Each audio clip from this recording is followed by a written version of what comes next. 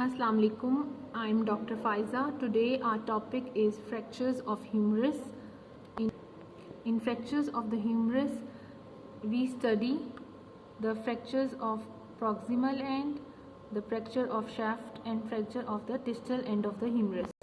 In fracture of proximal end of the humerus, the head of the humerus is fractured mainly in the anterior and posterior dislocation of shoulder joint, and the fibrocartilaginous clinoid labrum of the scapula produces the fracture and making the movement of the shoulder joint restricted.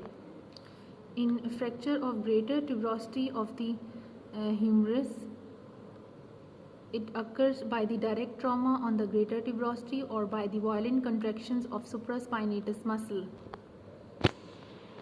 As you can clearly see in the picture, the greater tuberosity receives the insertion of supraspinatus, infraspinatus and teres minor muscle tendon, which form the part of the rotator cuff. So in fracture of greater tuberosity of the humerus, the greater tuberosity is pulled posteriorly and medially by the effects of supraspinatus and infraspinatus tendons. In fracture of lesser tuberosity of the humerus, it occurs in the posterior dislocation of the shoulder joint, and as clearly seen in the picture, the lesser tuberosity receives the insertion of subscapularis tendon.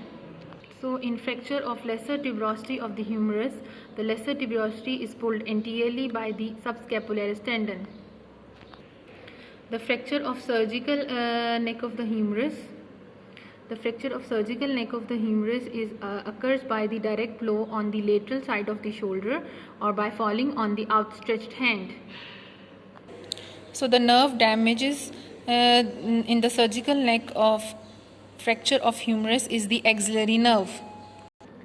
The fracture of shaft of the humerus occurs by direct injury on the arm.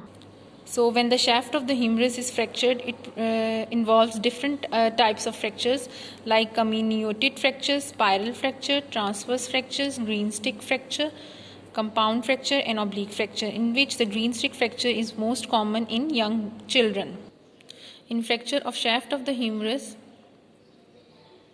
when the fracture line is proximal to the deltoid insertion, then the proximal fragment is adducted by the pectoralis major, latissimus dorsi and teres major muscle, and the distal fragment is pulled proximally by the deltoid, biceps and triceps, and when the fracture is distal to the deltoid insertion, the proximal fragment is adducted by the deltoid and the distal fragment is pulled proximally by the biceps and the triceps. And the nerve damage in the fracture of shaft of the humerus is the radial nerve, which is present in the radial groove on the posterior surface of shaft of humerus. In fracture of distal end of the humerus, the supracondylar fracture is most common and it occurs in young children, and when the child falls on an outstretched hand with a partially flexed elbow. Here you can see this outstretched hand and fall on an outstretched hand with a partially flexed elbow, and the nerve damage is median nerve. In the distal part of the humerus, when the distal end of the humerus is fractured and when there is fracture on the medial epicondyle, the nerve damage is ulnar nerve. In Volkmann's ischemic contraction, it occurs in supracondylar fractures of the humerus. When the median nerve damages, then along with the median nerve there is also pressure on the brachial artery, and the brachial artery it injures, leading to Volkmann contracture. And this is the picture of Volkmann contraction, in which there is clawing of hand.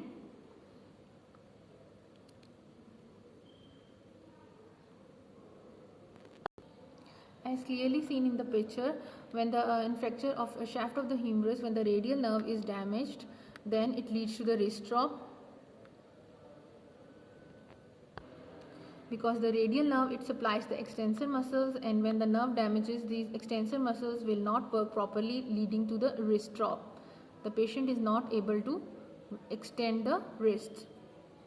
The Volkmann's ischemic contracture, it occurs by damage to the brachial artery in supracondylar fractures, and in this condition there is claw hand, the wrist is flexed, and the extension of metacarpophalangeal joints, because of insertion of extensor tendons in these joints, and the flexed interphalangeal joints because of insertion of long flexor tendons in these joints.